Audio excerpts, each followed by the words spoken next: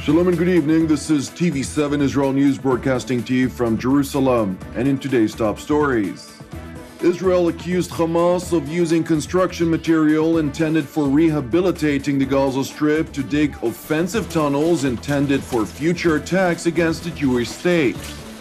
Officials report the death of a Turkish soldier and another missing following a cross-border attack from Islamic State-held territory in Syria. The top UN envoy to the conflict in Syria holds talks with Iranian officials in a bid to find a solution for the ongoing civil war. Israel accused Hamas of using construction material intended for rehabilitating the Gaza Strip to dig offensive tunnels intended for future attacks against Israel's southern communities during a potential future conflict. The IDF coordinator of government activities in the territories, Major General Yoav Mordechai, told the Palestinian news agency MAN that the Islamist Hamas, which controls the Palestinian enclave, had taken over warehouses filled with construction material by force and confiscated their contents. The Israeli claim has been confirmed by TV7 sources in Gaza, whom also accused the enclave's rulers on condition of anonymity of forcefully taking over humanitarian cargo intended for the Palestinian population, provided by the international community, imposing taxes on it and selling it to local markets to try and fill its coffers in the midst of a financial difficulty following the Egyptian crackdown on its smuggling tunnels. Hamas has not responded to the allegations. Now to another matter, Israel expressed strong opposition to a draft resolution that would allow the Palestinian flag to be raised at the United Nations ahead of the annual gathering of world leaders later this month. Israeli ambassador to the UN, Ron Pos-Ol, called on the UN Secretary General and the President of the General Assembly to block the Palestinians' initiative, which would allow them to place their flag at the entrance to the United Nations headquarters alongside the flags of member states. In a letter that he sent to both of them, Pos-Ol wrote that the Palestinians had again chosen to promote steps devoid of content instead of making serious decisions in negotiations with Israel that would bring about a viable solution to the decades-old conflict. Last week in the General Assembly, the Palestinians presented a draft resolution requesting to raise the Palestinian flag and that of the Vatican, which also has UN observer status. The draft resolution, co-sponsored by 21 countries, including Algeria, Saudi Arabia, Egypt, and Jordan, is expected to come up for a vote before the 14th of September. The Vatican, which refused to co-sponsor the Palestinian draft, said it would abide by the decision of the General Assembly. But it also noted that the tradition at the United Nations was to fly the flags of solely full member states. Now to Turkey, where officials reported the death of a Turkish soldier and another missing following a cross-border attack from Islamic State-held territory in Syria.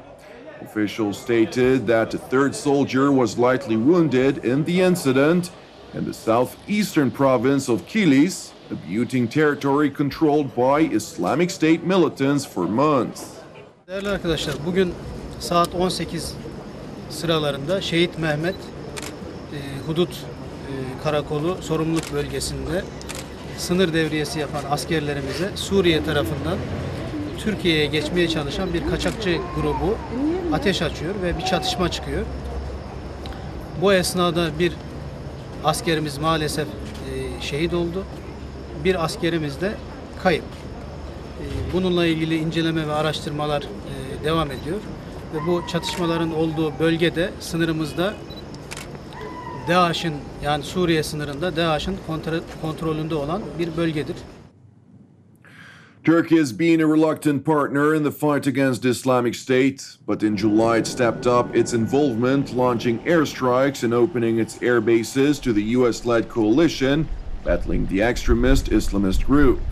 Turkey has a 900-kilometer-long border with Syria and has borne the brunt of the refugee crisis sparked by the Syrian civil war, hosting around 2 million people who have fled the fighting. Diplomats say Ankara's decision to launch attacks against the Islamic State has increased the risk of reprisals. Turkey's security headache has further worsened since the July collapse of a ceasefire, with the outlawed Kurdistan Workers' Party, PKK, sparking a wave of tit-for-tat attacks across the eastern Turkey that have killed hundreds of people. Now to Lebanon, where the United Nations envoy for Syria, Staffan de Mistura, held talks with an Iranian foreign ministry official at the Iranian embassy in Beirut.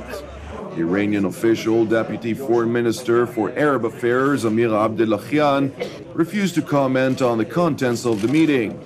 De Mistura proposed in July to invite the warring parties in Syria to take part in 4 UN-led working groups on how to implement a roadmap to peace, since the groups were not ready to hold formal peace negotiations. UN Secretary-General Ban Ki-moon said the aim was to set up the working groups as soon as possible. Ban announced he was ready to convene a high-level conference on the matter to endorse any framework agreement they would reach. Since the P5+1, the United States, Russia, China, France, Britain, and Germany reached a nuclear agreement with the Islamic Republic of Iran, and in the wake of battlefield losses this year by Syrian government forces, signs have emerged of a new diplomatic push for resolving the Syrian crisis. Iran, which like Russia has provided President Assad with military and financial backing, has said it will present the United Nations with its own peace initiative for Syria. Now, with regard to the crisis in Lebanon, Lebanese police forced dozens of protesters out of the Environment Ministry in the capital Beirut, hours after a group of protesters stormed the building demanding the resignation of Minister Muhammad al-Machnouk over a rubbish disposal crisis, the latest in a wave of protests against a paralyzed political system.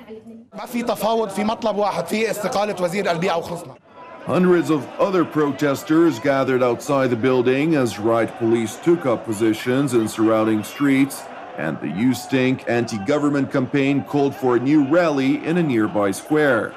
Lebanon has been hit by a series of protests against the government, ignited by a dispute over uncollected rubbish, as well as widely perceived corruption and incompetence in its sectarian political system.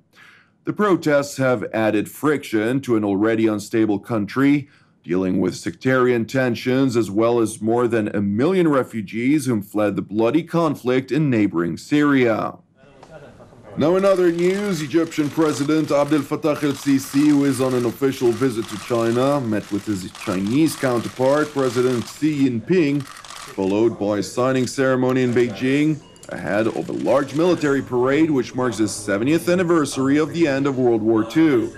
Some 12,000 soldiers, mostly Chinese but with Russian and a few other foreign contingents, marched through Beijing's central Tiananmen Square, accompanied by tanks and armored vehicles as fighter jets flew overhead. President Xi was joined on the podium by leaders including Russian President Vladimir Putin, Sudan President Omar Hassan al-Bashir, and Venezuelan President Nicolás Maduro.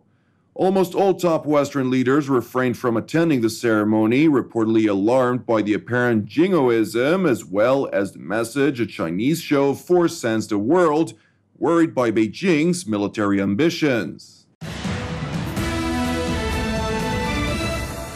Thank you for watching us. You can also watch us at TV7israelnews.com or TV7.fi. For any comments, please send your emails to israelnews@tv7.fi.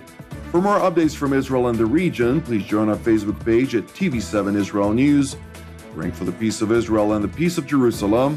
I'm Jonathan Hassan. Have an Erev Tov, and we will see you again tomorrow at the same time.